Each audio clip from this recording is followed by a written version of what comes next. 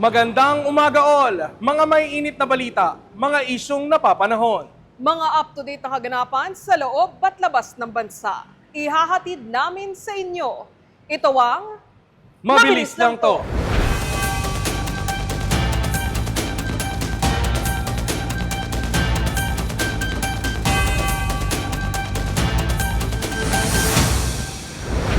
News update muna tayo sa nangyaring landslide nitong linggo sa Riverside, Gisad, Surong, Baguio City. Patuloy ang search, rescue, and retrieval operations sa anim pang nawawala sa nangyaring landslide. Sa huling pagtatala ng Baguio LGU, nasa 13 na ang na-rescue sa pagguho, kung saan 7 dito ang na-rescue ng buhay. 4 ang kumpirmadong nasawi, habang 3 pa ang nailigtas at agad na dinala sa ospital. Patuloy na makakaranas ng malalakas na pag-ulan ang malaking bahagi ng Luzon ngayong araw. Dahil pa rin po yan sa umiiral na habagat. May mga lugar pa ring nakataas ang mga rainfall warning, indikasyon ng malalakas na buhos ng ulan. Inaasahan ng mga pabugso-bugsong malalakas na pag-ulan sa mga lugar na apektado ng habagat kung saan nakataas ang orange rainfall warning sa Zambales, Bataan, Metro Manila, Pampanga, Rizal, Bulacan, ilang bahagi ng Cavite, Batangas at Tarlac. Nasa yellow rainfall warning naman ang ilan pang lugar sa Tarlac, Cavite, Batangas, Laguna, Nueva Ecija at Quezon.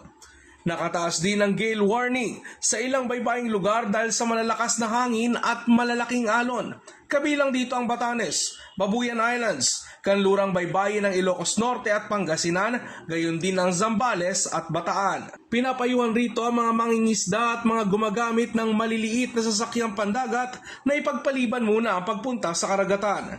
Inaasahang bahagyang mababawasan ang pag-ulan bukas, ngunit mataas pa rin ang volume nito.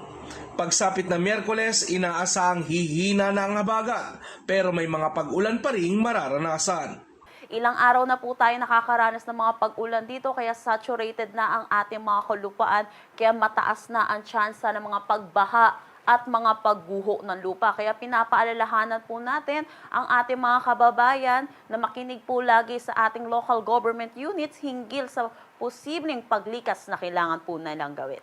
Samantala, ang bagyong may international name na Peilu na nasa labas ng Philippine Area of Responsibility ay palayo naman ng bansa, kaya ayon sa Weather Bureau, wala itong direktang epekto sa ating kalupaan. Kaugnay niyan, umabot na sa 8 ang nasawi, 9 ang sugatan at 1 nawawala sa pinagsamang epekto ni na Bagyong Luis at Maymay maging ng habagat sa ilang bahagi ng bansa. Sa Benguet, 2 katao ang nasawi dahil sa landslide. Sa Rizal, 2 ang namatay dahil sa rockslide sa Rodriguez, habang 1 naman ang nasawi sa Antipolo matapos tamaan ng bumagsak na puno. 1 katao ang nalunod sa Batangas City, 1 namatay dahil sa electrocution sa Lipa City at 1 pa ang nasawi sa landslide sa Santa Teresita. 9 naman ang naiulat na sugatan. 7 kaso ay mula sa Benguet, kabilang ang 1 sa La Trinidad na nasugatan sa landslide. 1 sa Kapanga na sangkot sa vehicular accident at 5 sa Baguio City na nasugatan dahil sa landslide. Samantala, nagpapatuloy ang search and rescue operation sa Purok 2, Gisad, Surong, Baguio City matapos gumuho ang lupa at tumama sa ilang residential houses kasunod ng malakas na buhos ng ulan pasado alas 7 kagabi. Kabilang sa mga hinahanap ng mga tauhan ng City Disaster Risk Reduction and Management Council ang 3 menor de edad at 1 nakakatandang lalaki. 4 na katao ang una nang nailigtas ng buhay at dinala sa ospital habang 4 ang kumpirmadong nasawi. Mas naging mahirap ang rescue operations dahil sa patuloy na pag-ulan sa lugar. 14 na pamilya o 62 individual ang inilikas sa Baguio International Academy habang 7 evacuees naman ang dinala sa Gisad, Surong Barangay Hall. Nanawagan ang lokal na pamahalaan ng Baguio sa publiko sa anumang tulong na maaaring maibigay sa mga bakwit. Batay sa pinakahuling datos ng NDRRMC sa kabuuan, 223,000 families o 752,000 individuals ang apektado ng habagat at mga nagdaang bagyo. Samantala, patuloy ang search and evacuation operations ng Philippine Coast Guard sa mga lugar na binaha dahil na sa habagat. Sa Lipa City, Batangas, 95 individuals ang nailigtas ng PCG matapos ma-stranded dahil sa matinding pagbabaha sa ilang barangay. Sa Imo City, Cavite naman, 24 na individual ang agarang inilikas mula sa barangay Medisyon 2F at Pag-asa 3 dahil sa pagbabaha. Sa Laguna, 8 individual mula sa 4 na pamilya sa barangay Daniw, Victoria ang inilikas, habang 2 pa mula sa barangay Sinalhan sa Santa Rosa City. Nagpapatuloy rin ang PCG sa pagbibigay ng libreng sakay sa mga stranded na commuters sa pagitan ng barangay Panamitan at barangay Kanluran sa Kawit, Cavite at maging sa ibang panig ng bansa. Ipinagpaliban muna ng grupong Manibela ang 3 araw na tigil pasada dahil sa epekto ng matinding pagbaha nitong mga nakarang araw.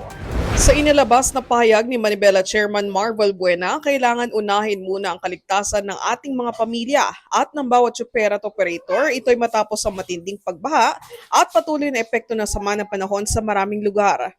Opo, medyo disappointed talaga dahil kaya tayo nanawagan ng transport strike kasi gusto talaga natin na maibigay yung fair hike na hinihingi natin.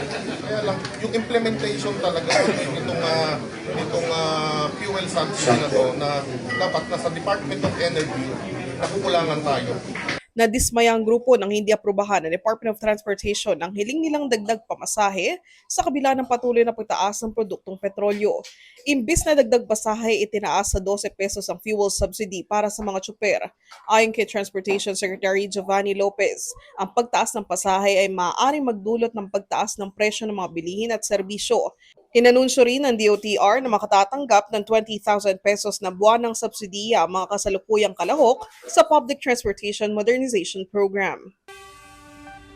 Sa sports balita, kabraket ng defending champion Gilas Pilipinas ang kanilang ultimate foe sa Asian basketball, ang China.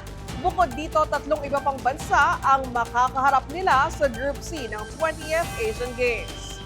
At CSKA The Flash Centeno, runner-up sa 10-ball World Championship sa Rome, Italy.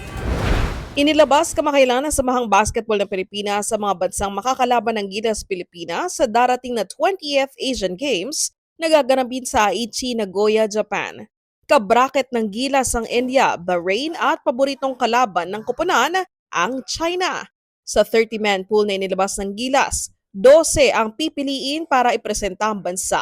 Sa kasalukuyan, wala pang opisyal na nailalabas ng 12-man pool ang pambansang koponan. Gaganapin ang 20th Asian Games mula September 19 hanggang October 4. Kinapos naman para gumuhit ng kasaysayan ng Pinay Q artist na si CSKA The Flash Centeno matapos itong tumapos ng runner-up sa WPA Women's World 10-Ball Championship. Nakuha ni Margarita Fefilova ang kampyonato laban sa ating pambato. Umugong naman ang akusasyon ng game fixing nang hindi muling makuha ni Centeno ang titulo. Anya, hindi ito totoo. Sa bilyar nangyayari ang miscues at pagkakamali na reality anya sa sport. Iisa lang din ang kanyang goal sa finals, ang muling magkampiyon pero hindi siya pinalad. Samantala, binati ng Embahada ng Pilipinas sa Italy ang husay na ipinakita ni Centeno sa finals. Susunod, impeachment trial ni Vice President Sara Duterte, kanselado muna ngayong araw. At gobyerno at Villar Group of Companies nagkasundo na sa donation na kailangan para sa LRT-1 Cavite Extension Project. Alamin yan sa pagbabalik ng Mabilis Lang To.